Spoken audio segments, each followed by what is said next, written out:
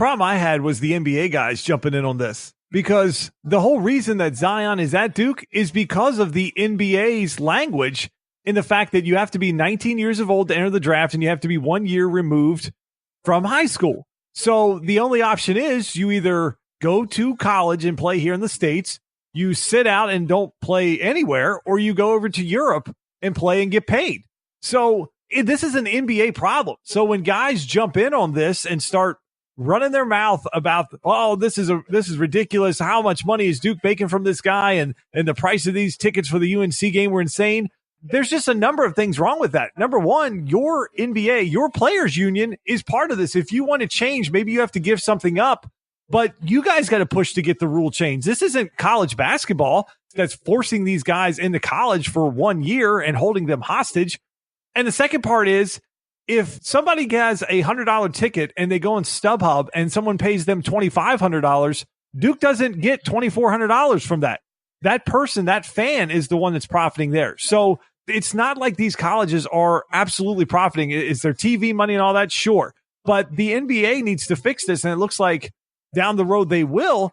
But blaming this on college basketball, that they're the bad guys here, is just totally wrong. And NBA guys, Eric, should know better than to go out and throw that stuff on Twitter. And look, all right, let's say that Zion wasn't at Duke. Do you think he's just absolutely not going to play basketball for the entire year, and he's just going to go straight to the draft next year? He's going to be playing basketball. You can get hurt anytime that you're playing basketball. And sometimes when you're in games and pickup games, you're playing against lesser talent that's probably more likely to hurt you. I mean, look at what JaVale McGee did to Steph Curry last year. Just a out of control play, and he leg whips him and knocks him out for weeks. So that kind of stuff can happen when you play sports. Even in practice, it can happen where Zion could get a knee sprain. That stuff can happen at any time. But Eric, I would argue that college actually has put Zion on a different level. There is no way that coming out, if he would have come into this draft, that he would have been taken in front of some of the guys that went there. That a guy like Luka Doncic isn't going to go before him, or he was going to jump DeAndre Ayton at that point, just coming straight out of high school. Now he's put himself on a different level. He's going to be the number one pick, and for all intents and purposes, Nike's going to have to pony up to get this guy, because you do not want him doing Adidas commercials talking about the fact that he had to go somewhere to get a shoe that actually performed. Like, Nike cannot have that happen. So he's going to get a mammoth shoe deal, going to be the number one pick.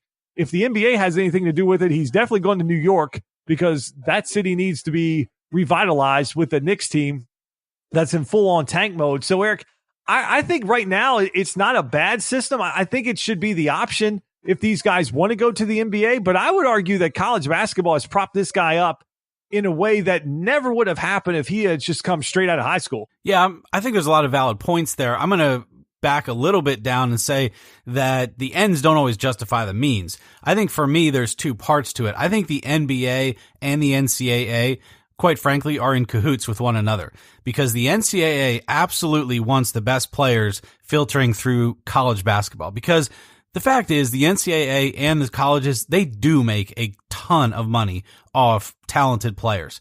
Now, from the other side of the coin, the NBA also benefits by having the NCAA filter a lot of these guys out that thought they were somebody special, and they really weren't. And so they don't go to the NBA and get massive contracts right away and end up being a total bust. So that barrier there actually does help the NBA as a league, because some of the guys that would have busted out, they get filtered out at the college level and they never get to the NBA. So it's sort of a I'll pat your back, you pat mine situation.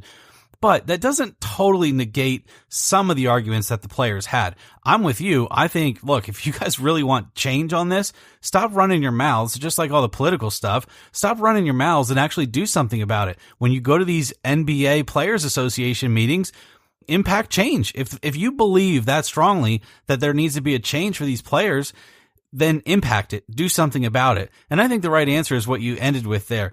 At least say, okay, there are no rules. it's still great for these players to go to college and play basketball. That's still ultimately going to be the best development and the best scenario to showcase who you are.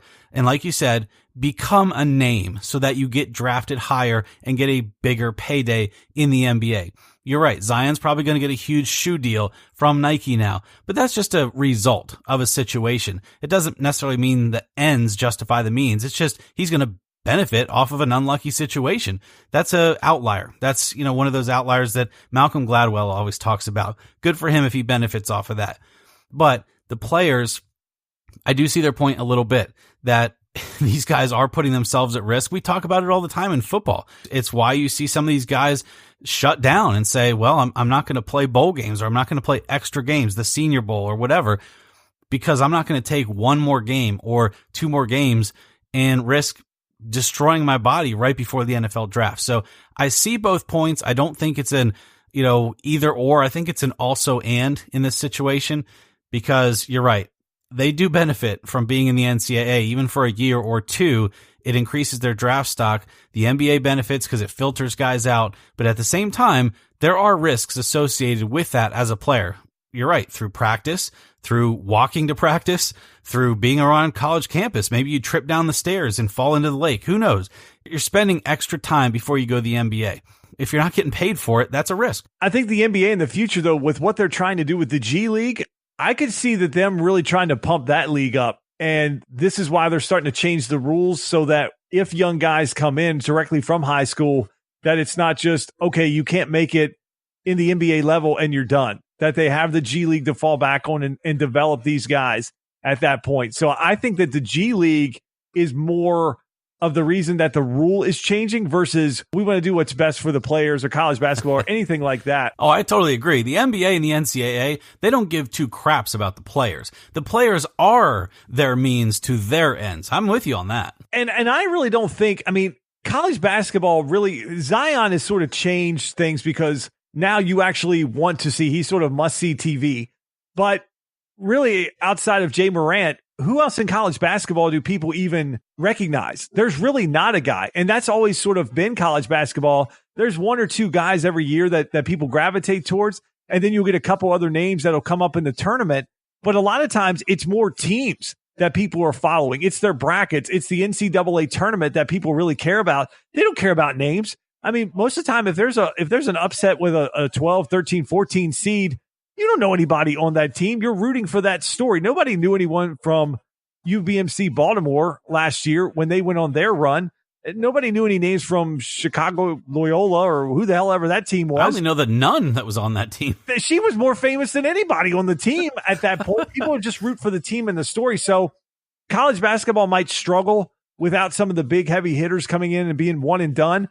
But even guys like that are on Kentucky, that they'll probably have 3 or 4 guys that will go pro.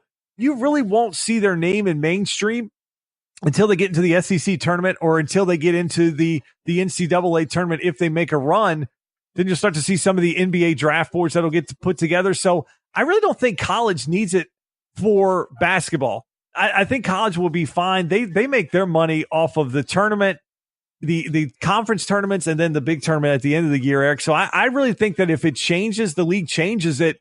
I don't think college basketball on the court will change because I think it's so few teams that are actually going to be impacted by not getting the one and doneers. Yeah, I'm not going to disagree. All right, let's talk a little NFL. One of our favorite wide receivers that seems to give us a lot of content, Antonio Brown. He formally requested a trade last week. Of course, we didn't do the show, so we didn't get to talk about it. So let's talk about it now because there's been no movement, Eric. But the Steelers have said 3 teams have contacted them interested in Antonio Brown. So it feels like that relationship is done. He wants out of Pittsburgh. He tweeted about it. He met with owner Mr. Rooney. Felt like both of them, it was time to move on. It feels like Pittsburgh is more than willing to listen to trade offers and get him out of town. So do you feel like that's the best move for this team, is just to sort of get rid of him off of this team and move on? Or with all the dead cap money, should they try to figure out a way to make this work? No, he's got to go. He's a cancer in that locker room. He has been for a long time. I think you and I have agreed on this even a few weeks ago, that It's not a fit anymore for whatever reason, whether his connection with Big Ben, whether it's the political stuff, the anthem stuff, it's not working anymore. And when you're going on social media and now you're even meeting with the team owner, it's done. It's over with. Take the trade offers and see which one is best for you and ship him out. I am not big on, and we've talked about this the last few weeks even, giving in to stars when they make these demands, when they're currently under contract or close to the end of a contract or whatever.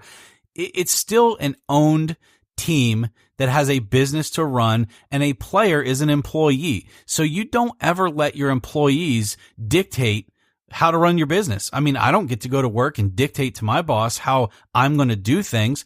He's a boss and a manager and a leader for a reason. So I don't dictate how I'm going to do things to him. He tells me how things are going to go. The Steelers are the same way. If they lose control, which Tomlin did in my view a long time ago, of some of these big stars like Bell and Brown, for sure, they got to go. And so get the value that you can get out of Brown and ship him out. I don't understand what he's doing on Twitter. Does anybody? I don't know if is he trying to like drive his value like completely into the ground and make it so that no one wants him. He's using the Des Bryant model. Yeah, I mean, really at this point, like I don't understand why he's not out in his driveway doing sit-ups. I mean, just going the straight TO route. It makes no sense. Okay, you want to be traded, yeah, and you would think that he would want to go to a team that's, I don't know, has a chance, but why would any team really want to take a risk on him? He's already talked about, he has this whole sort of domestic violence that's out there that's really no charges were filed, but the league is looking into it. And then there were some pictures that came out. And why is he not suspended 6 games like Zeke? Right. So what's going to happen with that? He's talked about that he wants guaranteed money. So you're going to have to redo his deal. Plus you're going to have to give up compensation to get him. Oh, and the fact that he's a gigantic pain in the ass when he doesn't get his way.